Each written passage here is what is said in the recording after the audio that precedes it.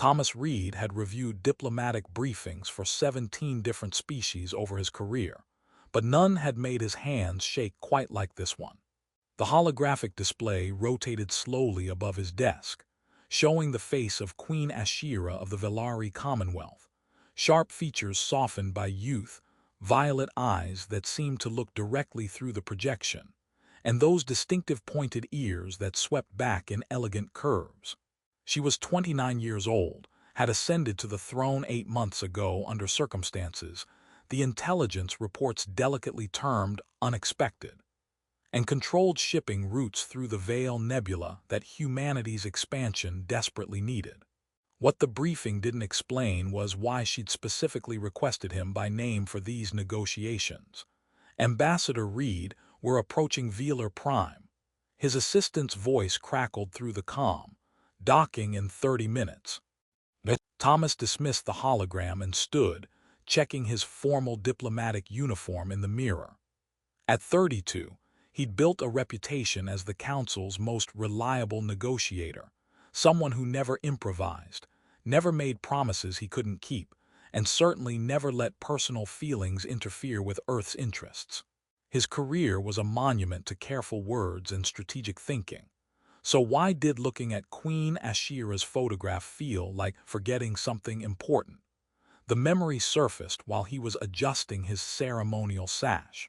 He'd been 9 years old, living on the frontier colony of New Saskatchewan, where his parents worked as xenocultural liaisons. For 6 months, his family had hosted a Velari diplomatic household during the early peace talks. There'd been a daughter, close to his age, who'd followed him everywhere with endless questions about human customs. What was her name? Shira. She'd insisted everyone call her Shira instead of her full formal name. Thomas frowned at his reflection. He hadn't thought about that girl in over 20 years. Childhood friendships on diplomatic postings rarely lasted beyond the assignment. His family had moved to 3 different worlds after New Saskatchewan, and he'd learned early not to get attached to temporary connections. The docking procedure pulled him from nostalgia.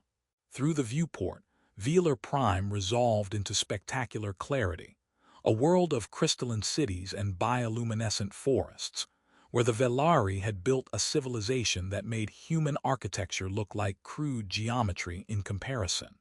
The capital sprawled across a coastal region, structures that seemed grown rather than constructed, flowing into the landscape with organic grace. Thomas gathered his data tablets and diplomatic credentials, ran through his negotiation objectives one final time, and headed to the airlock. Standard procedure: formal greeting, exchange of diplomatic courtesies, preliminary discussions about trade route access and mineral rights. He'd done this dance dozens of times with dozens of species. The airlock cycled open onto a reception platform that took his breath away. The hall was carved from some kind of living crystal that refracted light in impossible colors, and at least 50 Velari dignitaries stood in formal ranks. At the center, on a dais of woven silver metal, sat Queen Ashira in full regalia. Thomas began the formal approach, his mind cataloging details with professional efficiency. The Queen's ceremonial robes incorporated traditional Velari patterns, but with modern styling that suggested progressive politics. Her honor guard carried plasma lances but wore diplomatic sashes, a signal that military force existed but wouldn't be emphasized. Good signs for negotiation. Then he got close enough to see her face clearly, and the prepared greeting died in his throat. Those violet eyes, that particular angle of her smile. The small scar above her left ear that he suddenly remembered. She'd gotten falling out of a tree while trying to prove Velari could climb as well as humans. "Hello, Ambassador Reed," Queen Ashira said in perfect, unaccented English. "Or should I say, hello, Tommy, it's been a long time." The formal reception hall erupted in a chaos of whispering, but Thomas barely heard it over the sound of his own childhood, crashing back into his present with the force of a cargo hauler. Shira, the nickname escaped before he could stop it, wildly inappropriate for addressing a reigning monarch. I didn't realize, the briefing didn't mention, that I was the annoying little girl who used to make you teach me human games. Ashira's smile widened with what looked like genuine amusement. No, I imagine Earth intelligence missed that detail. Though I assure you, I remembered perfectly well who you were the moment I saw your name in the diplomatic roster. She rose from her throne with fluid grace and made a gesture that Thomas's diplomatic training recognized as a formal dismissal. The assembled court filed out with varying expressions of confusion and curiosity, though several of the older advisors looked actively concerned. Within minutes, the vast hall stood empty except for Thomas Ashira and a single honor guard positioned at a discreet distance. "I think we should speak plainly," Ashira said, descending from the dais. "Without the performance of diplomacy between us." Thomas's mind raced through protocols. Private audiences with heads of state weren't unusual, but this felt different, charged with subtext he couldn't quite parse. "Your Majesty, I'm flattered that you remember our childhood acquaintance, but I'm not certain. Do you remember the last thing you said to me?" Ashira interrupted, stopping a few meters away. "The day my family left New Saskatchewan." Thomas searched his memory, but those days were fragmentary at best. He'd been 9. There'd been a goodbye party, he thought, with both human and Velari families present. Shira had been crying, he remembered that much. He'd felt awkward and useless in the face of her tears. I don't clearly recall. We were children. I'm sure I said something about staying in touch, the usual. You said, don't cry, Shira. When we grow up, I'll marry you and then we'll never have to be apart." Ashira's voice remained perfectly steady, but something in her eyes reminded Thomas of the intense little girl who'd taken every word seriously. "You made me promise to remember. You said it was a real promise, not just words." The memory slammed into him with vivid clarity. The garden behind his parents' quarters, Shira sobbing because she didn't want to leave, 9-year-old Thomas with absolutely zero understanding of complexity, saying the first thing he thought might stop her crying. She'd made him swear, holding out her hand in the Velari way, and he'd clasped it and repeated the promise with all the solemnity a child could muster. That was. Thomas struggled for words. "Your Majesty, we were 9 years old." Children say things without understanding. By Velari custom, promises made between noble families carry legal weight regardless of the age of the parties involved. Ashira reached into her robes and produced a data crystal. "I've had my legal advisors prepare the contract. My council has approved it. All that's required is your formal acceptance." Thomas stared at the crystal like it might explode. "You cannot possibly be serious." "I'm entirely serious." Ashira's expression remained pleasant, almost gentle, but underneath Thomas detected something else.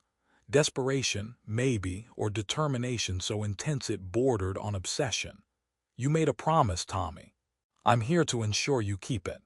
The guest quarters Thomas had been assigned were lavish enough to house a small delegation, which gave him plenty of space to pace while having a controlled panic attack. He'd requested time to consult with Earth Council, and Ashira had graciously granted him 3 days. The grace, he noted, was purely performative. Her expression had said she knew exactly how this negotiation would resolve. "Ambassador Reed, we have the council on secure channel." His assistant's voice interrupted his 10th lap around the sitting room. Thomas composed himself and activated the holographic communicator. 5 council members materialized around his desk, their expressions ranging from curious to calculating. "Ambassador Reed," Council Chair Martinez began without preamble, "we've received an interesting communication from Queen Ashira's office regarding a proposed marriage contract. Please tell me this is a translation error." Thomas explained the situation as concisely as possible, watching the council members' expressions shift from disbelief to active interest.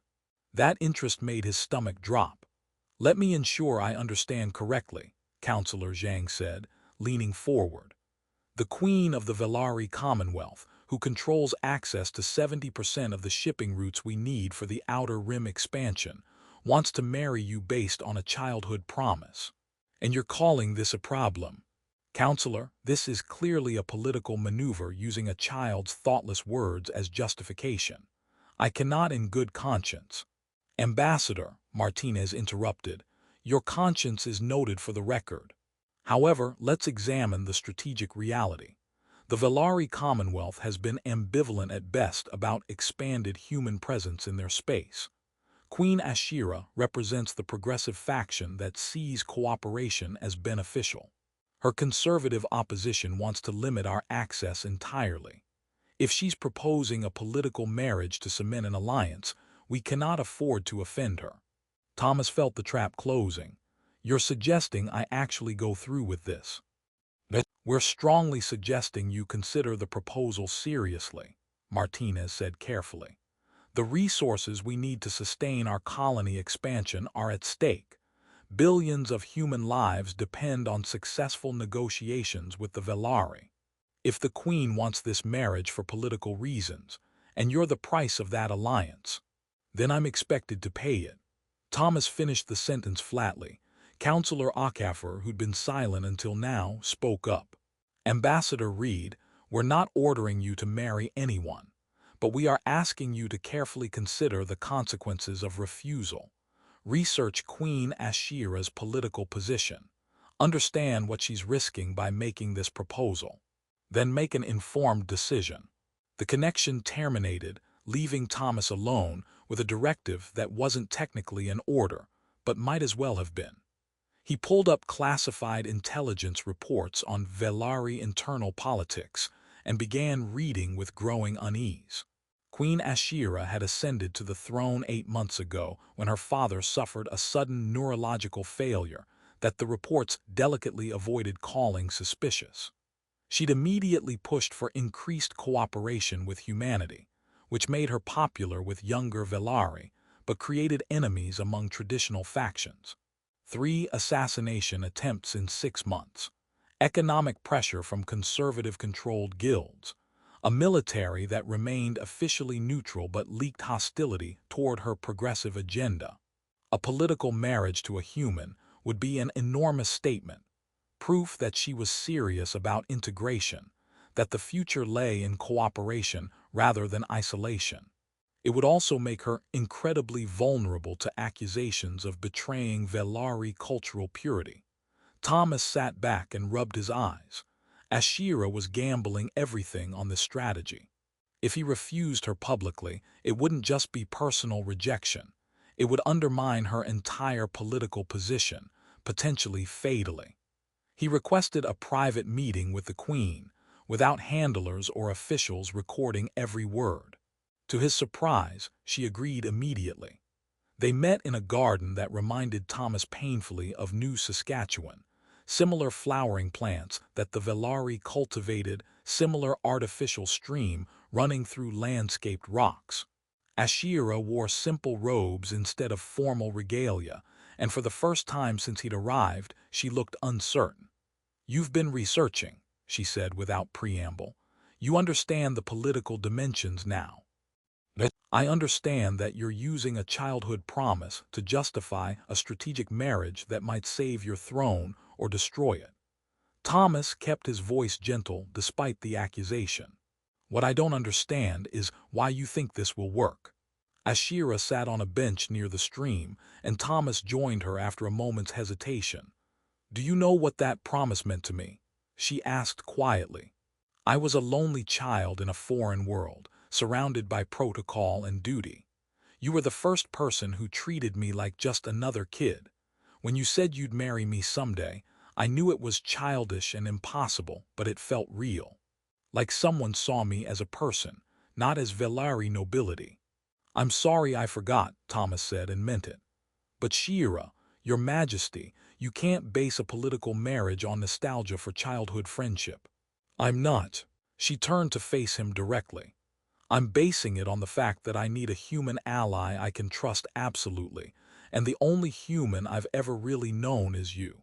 Yes, I'm using your promise strategically. Yes, I remember everything about those months when we were friends. And yes, part of me wants to know if the boy who made me laugh and defended me to the other colony children became a man worth knowing. The honesty in her voice stripped away Thomas's prepared arguments. And if I'm just a competent diplomat who grew up to forget you completely, then we'll have a political marriage that benefits both our peoples, and we'll be civilized about it. Ashira smiled sadly, but I'd prefer to find out if there's something more, wouldn't you? Thomas looked at her, really looked, past the crown and politics, and saw traces of the intense girl who demanded he teach her to skip stones properly, who'd listened to his stories about Earth with complete fascination, who'd made him promise to remember her. I need to think, he said finally. This is the most important decision of both our lives, Ashira finished. I know, take your 3 days, Tommy. I'll be here when you decide. Sleep proved impossible. Thomas lay in the luxurious guest bed and watched Velar Prime's 3 moons track across the sky while his mind spun through scenarios. Every diplomatic instinct screamed that marrying Ashira was either brilliant strategy or catastrophic folly, depending on variables he couldn't control. Every personal instinct suggested he was being manipulated by someone who knew exactly which emotional buttons to press. But underneath both assessments lay memories that wouldn't stop surfacing. Shira teaching him Velari games with endless patience. Shira defending him when colony kids mocked his interest in alien culture. Shira crying when her family had to leave, and 9-year-old Thomas genuinely believing that promising to marry her someday would fix everything. He'd forgotten her because life moved forward. His family transferred to other postings, he made new friends, pursued education and career. The diplomatic life meant not getting attached to temporary connections. But for Shira, isolated as Velari nobility, that brief friendship had clearly been formative in ways he couldn't fully understand. Dawn brought no clarity, just exhaustion and a message from Ashira requesting a final private meeting in her garden. Thomas dressed carefully, rehearsed several versions of gentle refusal, and made his way through the palace with growing dread. She was waiting by the stream, feeding small aquatic creatures that resembled earth fish but glowed with bioluminescence. She didn't look up as Thomas approached. "I've decided," he said quietly. "I know." Ashira's voice was steady. "Your face always showed everything when we were children. I assume that hasn't changed." Thomas sat beside her on the bench. "I can't marry you just to fulfill a child's promise. That would be a mockery of what promises should mean, and it wouldn't be fair to either of us." He watched something break in her expression before she schooled it back to regal composure. "I understand. I'll inform my council that the alliance proposal has been declined. Earth Council will receive formal notification that—" "I'm not finished," Thomas interrupted. Ashira's mouth closed, hope and fear warring in her eyes. "I also can't pretend those months meant nothing, or that I don't recognize the remarkable person you became. The girl who demanded to learn everything, who defended the awkward human kid, who took every word seriously because words mattered to her. She's still there in the Queen sitting beside me." "Tommy," Ashira's voice cracked slightly on his name. "So here's my counter-proposal," Thomas continued. "I'll request an extended diplomatic posting to Velar Prime, minimum 2 years, possibly longer. We'll spend that time getting to know each other, not as queen and ambassador, not bound by childhood vows, but as 2 adults choosing to discover if there's something real to build on. Maybe there is. Maybe we'll find we're completely incompatible as adults, but at least we'll know honestly." Ashira stared at him with an expression he couldn't parse. "You want to court me properly, like a normal relationship." "I want to keep my promise the right way," Thomas said. "By choosing to stay, not because a child said words he didn't understand, but because you're worth knowing. If that's not acceptable—" Ashira laughed, sudden and genuine, with a joy that transformed her whole face. "I prepared myself for political marriage or outright rejection. I never considered that someone might suggest we actually try dating like normal people. We're not exactly normal people, Thomas pointed out. You're a queen. I'm a diplomatic ambassador. This will be complicated and probably diplomatically awkward, and she kissed him. Just a brief press of lips, there and gone before Thomas could fully process it, but loaded with promise and possibility and relief. Yes, Ashira said, pulling back with a smile that reminded him powerfully of the 9-year-old who'd believed in his promises. Let's be complicated together. Let's court properly and scandalously and see what happens. Let's keep the promise the way it should have been kept all along. Thomas found himself smiling back. Fair warning, I'm terrible at romantic gestures. My last relationship ended because I forgot an anniversary. Fair warning, I'm an absolute disaster at casual anything. My advisors may have collective heart attacks at the idea of their queen dating without a pre-negotiated contract. They sat together by the stream while Velar Prime's sun climbed higher, and Thomas felt something settle into place that he hadn't known was missing. This wasn't the ending either of them had expected, but maybe it was better. A beginning built on choice rather than obligation, on curiosity rather than politics. Behind them, through the palace windows, various councils and advisors scrambled to understand what kind of relationship was developing between their queen and the human ambassador. Earth Council would demand explanations. Velari conservatives would cry scandal. The whole situation would be diplomatically messy and politically complicated. But sitting beside Ashira, just Shira, for this moment, Thomas discovered he didn't particularly care about the complications. He'd spent his whole career on careful words and strategic thinking. Maybe it was time to take a risk on something genuine. So, Ashira said, her tone light but her hand finding his, where does one begin with proper human courtship? I should warn you, most of my information comes from Earth entertainment media, which I suspect is not entirely accurate. Thomas laughed, lacing his fingers through hers. Well, we could start with dinner. Somewhere that won't cause an interstellar incident. In this palace, impossible, everything causes an incident. She grinned at him with mischief that was pure.